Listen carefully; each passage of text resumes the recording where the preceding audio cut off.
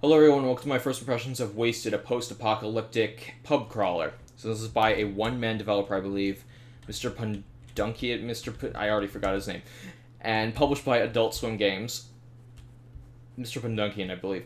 And it is an FPS roguelike. Now you might know what you might be thinking, God, this guy's voice is really annoying, but also, God, aren't there a million of these games? And you're absolutely right. There's a lot of roguelikes on the market on Steam right now. There's like a new one released every other week. But I think this one is pretty interesting, and I'm going to tell you why. And one of the things is the difficulty curve in this game. So, and by the way, you might be noticing, yeah, this looks a little familiar, doesn't it? Looks like another game we covered on the channel not too long ago. Another major release. Yeah. So this game does wear its inspiration on its sleeve. It's basically a bit of a copy of Fallout with some of the Borderlands style combat and like aesthetic. It's like Fallout mixed with Borderlands in a way with its aesthetic. You got like heavy cell shading and bright colors usually. So although Fallout 4 technically does have a lot of bright colors, which I'm totally cool with, but the game itself is very different in many ways, but it's mostly aesthetically very similar. But it does have, some gameplay. Yeah, you get a gun, you get to shoot people that are like zombies and infected and wastelanders. Yeah, true, but gunplay is very, very different. In fact, I think it's more enjoyable than Fallout 4 actually is. Also has better RPG elements than Fallout 4. So yeah, it's a pretty good game, and well, I'm just going to tell you why. So one of the cool mechanics is that you have your own little base, but you also have other areas you can go to. So we go to the car. Now, Cooler CA1 is... I died so many times in this area. Like I said, the difficulty curve is good, but I'm still terrible at games. So, it's hard for me to progress too hard. I believe this is about 5 hours into the game. And I've looked up online, there's a lot of extra areas that you can go to, although it's hard to find information because this game is technically not out. And the reason for that, even though I own a copy, it's not really a review copy, so Humble Monthly this was featured, like debuted early for subscribers of that Humble Monthly plan. You can't get any more until June 7th. You can actually, that's when the game actually really comes out, is June 7th. But Humble Monthly was the only way you can get this, and not a lot of people have access to playing it, so it feels a little bit unfinished in some areas. So I'm assuming there's going to be a day one patch. Maybe this was just to test the waters a little bit. It's a nice way to get it out early. It's pretty stable, hasn't crashed on me or anything, so no real complaints here, although there are some, lack of options. One of the big problems I have right now is lack of brightness and lack of FOV, and lack of 2560 by 1440. Also, the frame rate can dip a bit in combat segments, and some of these are not labeled right, like anisotropic filtering, 2x, 4x, it's on or off. Anti-aliasing, FXAA, MSAA, I don't know what this is. It's a little annoying. It does have fully rebindable keys though. And it does have Steam Cloud and gamepad support. There's also like a multiplayer leaderboards, which you use, you can do with the system, like basically with this courier system. So what you can do is you can actually take control of a random courier, and you can play through a separate dungeon with a bunch of enemies that are like way ahead in the game. So it's actually kind of like a hard mode. And what you can actually do is you can get a lot of those stuff you can unlock there. So it's completely different from what your character is going through. So what you can do is you can like safely like experiment with the newer levels or newer guns without having to like use them in like the heat of the moment.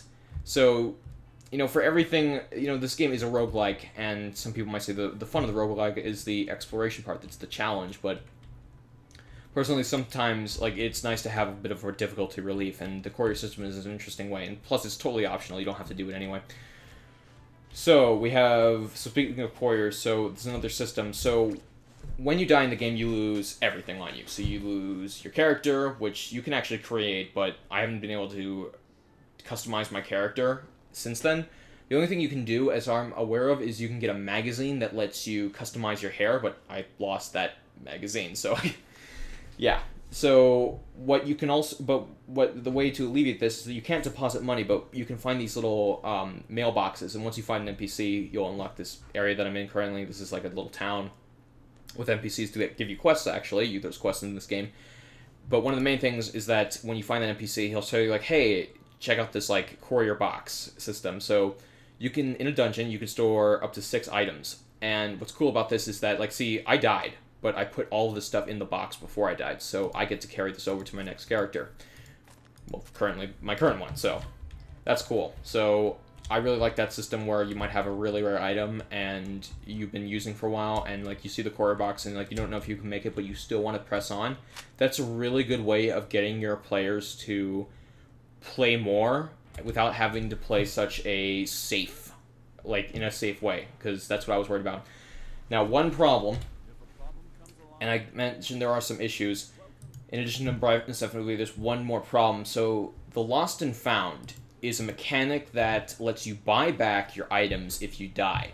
Now, you noticed there's nothing here. There has never been anything here whenever I died, and the Lost and Found system has not explained it very well. Well, I mean, it seemingly explained it well. Like, it's like clear as day. Like, if you die or if you lose something, you could probably buy it back with the in-game currency. This has not showed up once. I'm assuming this is a bug because it's very brief on what it says. Like, okay, yeah, you just die, and then it should be here, or there should be at least a chance of getting it. Maybe it's just like bad RNG I'm getting. Maybe it's a bug. Who knows? But it's a huge problem right now whereby I've lost so many items, and it's just starting to put me off. Again, I'm not a big fan of roguelikes, and this is the game that's... And I understand a lot of games don't have this in the first place, but they do have other things to mitigate that. For example, like usually a lot of games are like, you know, that you can beat them in 1 hour or less. This game is actually a really progressive game. There's like a lot of dungeons that you can go to, so if you have this meaningful progressive system, that means there's going to be a lot of grinding when you lose your stuff. And buyback's a great way to alleviate a lot of that, and the problem is it's just not working right now. So I hope they fix that, because that is a huge problem right now. So yeah, enough about that. Let's talk about the meat. So again, it's an FPS roguelike, and it's actually quite fun. The guns have a good amount of kick to them, a lot of good sound effects. The voice acting and dialogue is kind of cheesy and corny, but it's intentionally so. It's more of a parody of Fallout, if anything.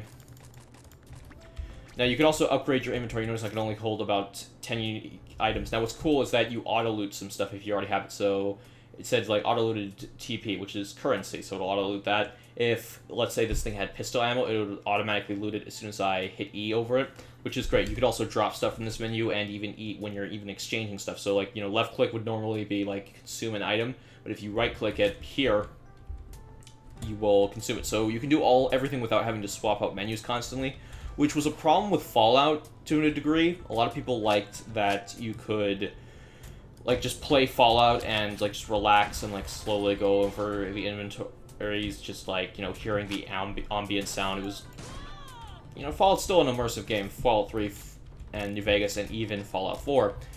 But that inventory system could get annoying at times. And Fallout 4 did change it up a bit and make it a lot better. You can even eat stuff and consume stuff from the locker. You don't even need to carry it into your inventory and then use it, which I really like. Let's get rid of the rifle ammo for now. I think I got the wrong items, too. I really should have brought in, like... Well, actually, I didn't have any pistol ammo to begin with, so, yeah. I lost a lot of stuff on one of my runs, and I'm still hating the game for it. So, there are some elements in this game. So, what you can do is you can consume medicine, and you will be marked, and you won't be able to consume more medicine. So, I think, like, you know, I just took something called Rotaway, and now I've been medicated, and I have to wait for that little bar down on the left there to expire before I can take more. Now you might think, what's the point of that? Well, everything's kind of on this timer. What the hell? Did I just get hit by a shotgun? That's another problem, is the brightness and the darkness in the game. We'll talk about it in a second after I cover this part, but... So, one of the things in this game, this is another problem. Actually, let's just go through everything right now. Some of the biggest problems right now that are gameplay related, aside from the ones that I haven't listed before. So, that meter. Now, if you stay in a level too long, and it depends on the size of the level, some levels can be really huge, which can be annoying. Other times, levels can be, you know, say I'm getting knocked around here. Yeah, let me get into that in a second. Sometimes levels can be, come on, huge, and sometimes they can be small. Now, depending on the size, there's a timer that is related to what they call an SOB in this game. This 500 health, machine gun toting deathbot. These things track you down, and they will wreck you. Now, you could escape from them. Totally doable. That's not my problem. My problem is that it's encouraging you to quickly move through the game without much thought and just effort. Whoops. There we go. There's a mine. So, one of the problems with that is, speaking of which, is the traps. Now, I understand traps in games. I have no problem with traps. They add varieties to the levels. It means that developers have to make a system where they carefully put these traps in cool areas. It works with the enemy placement. Enemies can step on the traps, which means that you can use them to your advantage. There's a lot of... Jesus. There's a lot of skill, as I was saying. Medicine only recovers over a period of time. There's a lot of skill in how you can utilize these traps, and you can place some of your own. The problem is the darkness mechanic of this game, the lighting, however it works, you can't raise the brightness, is that you can't see anything sometimes. And remember how I was getting knocked back all around over there? So, yeah, you can easily get shot and, like, go careening off into a trap. Now, that does rarely happen, but what it's more annoying is that, again, that deathbot I was talking about before, is that when he's tracking you down, and he can shoot NPCs, that's fine, but when he's tracking you down, he has a machine gun, and that thing can push you back. And there's even a beer that you get that gives you a debuff that increases knockback even more. Actually, I shouldn't be going here yet. And that's a huge problem, because what happens is your screen gets covered with blood, because, that screen blood effect needs to be used in every frickin' FPS, and then you get pushed around, you get knocked around, you have no idea where you're facing, you can't get your bearings, you're, like, struggling to, you're looking at your minimap, you're looking at your main game, you're looking at your ammo count, you're looking at your health, you're looking at everything, and it's just, you just lose tons and tons of health within seconds. It's a serious problem. The lighting in the game hurts it, the physics hurt it, and it makes this game a lot more difficult, and because everything's on a timer, it's very hard to sneak your way through this game, because, and I get that, you want to have it so that your players don't, tiptoe your way through the game, but you also want to have them, you want them to tiptoe, but you want to have, like, the stress of, like, being tracked down by something. That's cool. The problem is running away from these things is a nightmare. It's a big problem, and especially when you die and lose all your stuff, you need to kill all the enemies in the areas to try to find your loot, if you can. Like, some of this purple stuff, I believe it's unique, so I don't know if you lose it permanently. I haven't bothered trying with that yet. There's also an issue with the save system, so when you die, yeah, it'll save, but if you need to quit out of a level, it will start you at the beginning of the level, and you will lose everything. So if you need to leave, if you can't quit save, you can't do anything. That's a problem. They need to fix that. And, you might be thinking I hate the game so far, and I actually don't. I think it's a really interesting game with a lot of caveats right now, and I think it has the potential to be an amazing title. They just need to sort out some of the bugs and the physics issues and the lighting and the FOV and all that stuff. Melee combat is not very good either. Yeah, it's just wildly swinging, and again, I really like this game, though, because for every couple of bad things it does, I think there's a lot of good in this game that makes it a different kind of roguelike, like how it's easier, like a lot of the levels kind of look the same, and in a good way, whereby, like, some of the areas, like, it's randomly generated, and even though that is a bad thing, that it can be repetitive, that some of the levels do look the same, but what also, the advantage of that is how you are able to, like, you can see a level ahead of you, and you're like, okay, I know where this level's going to end up, because, like, this area is going to be the dead end, this one won't be, this one's going to have, like, a corridor, so I can use it to escape. The same thing with that courier system that I was talking about, whereby you can play and you can experience another part of the game and, like, be prepared for it. It adds skill to the game. It adds, like, okay, this is probably where this is going to go. This entrance probably where this is going to go. And it does change a little bit when you get 3 floors down. Every 3 floors, it changes up the scenery a bit. As does the music, which is, it's decent. It's nothing too special. Again, I think this game does have a lot going for it. It's just that some might be poured off, especially hardcore, die-hard, like, roguelike players who, like, need to have it so that every time, they step 1 inch too far, they, like, have all their arms blown off and they lose all their progress from, like, 200 hours. Like, I don't know. I don't like that type of game genre, but I still play it anyway because I do enjoy parts of it, and this game I'm enjoying a lot more of, and I'm enjoying it a lot more than any other roguelike I've played. Again, the problem with a lot of these roguelikes is that they're, like, an hour long to beat, whereas this one has progression, and there's a lot of skill in it. It's not just RNG. Like, there are some things that spawn in that, you might not be able to kill, and you do have to fight in quite a few enemies, and that buyback system, it really needs to be fixed, because you die very quickly at times before you can get to later levels. But I still think I still think there's a lot of merit to it because of the fact that you can save your items, because of the fact that you can progress and, like, carry all your stuff over even after you're dead. And, it is more skill-based than something like FTL or even Binding of Isaac or Don't Starve, like some of these games that require wikis to get through. Don't Starve in particular is very brutal in that regard. You pretty much have to have a wiki up. And I thought that was half the fun of roguelikes, is to not know anything about this. Like, if you don't look up, like, a lot of it's not explained in Don't Starve, and that's the biggest problem, because you eventually just, like, most people, like, can't even get past a couple days, like, or even a week, unless they're very good at figuring things out, which, it's a crafting system, like, like, even if you do figure out, there's going to be another hurdle, and, like, they keep adding, like, mods and, like, expansions that make the game even harder, so the meta's constantly changing. Whereas this game is like, no, you don't need a wiki, no, you can rely mostly on skill. Yeah, it is a little bit annoying that you have to do a combination of tiptoe and, like, rushing through levels, like, dying to mines like that. But there are things that help alleviate the difficulty. There's a lock-picking mechanic in this game where I actually just kind of wasted that. I wasn't thinking when I did that, but you get can openers to open doors, and then you can actually smash through them if they're at a certain power level. Can't do it right now, though. I'm only at 6.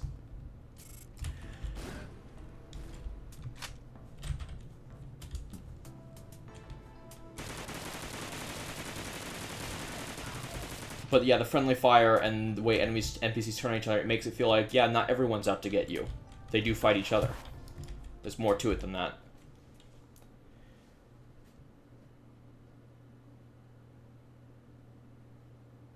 And of course, this game is no stranger to its issues. There are some performance problems here and there. Voice acting isn't great. It's comically bad, but in a good way, I would say. Dialogue's pretty silly. Graphically, it's nothing too great. Aesthetically, it's blatantly copying Fallout, but, I can forgive it for that. At the end of the day, it's fun to shoot things, and it's fun to get loot, it's fun to just explore, and I really am glad that they added the quests and the NPCs in this game, because otherwise I think it would be pretty dull, but adding all that adds a little bit more to it. Another mechanic right here, the flash system, which gives you buffs. This is another part of the RNG things. Oh, we just got our obliteration decreased by 5. Awesome! So, these things don't send you back to the entrance of the dungeon, in it that they actually just give you a temporary buff.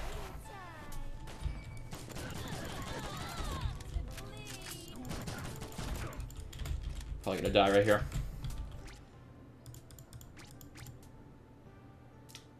As far as I know, I pretty much have to get through this area, which I probably might never do, because I'm just that bad at the game, but I have been able to do all the quests, and that's the thing, like, I'm really horrible at roguelikes, but this one I'm kind of good at, but I can also see it being more difficult later on. Like, it's starting to hit the curve where, like, I would find most roguelikes at to start with.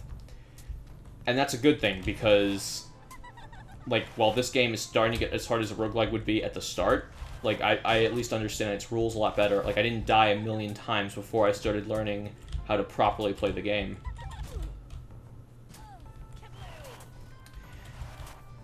It told me a decent amount of stuff at the beginning, and it just sends you off on your way.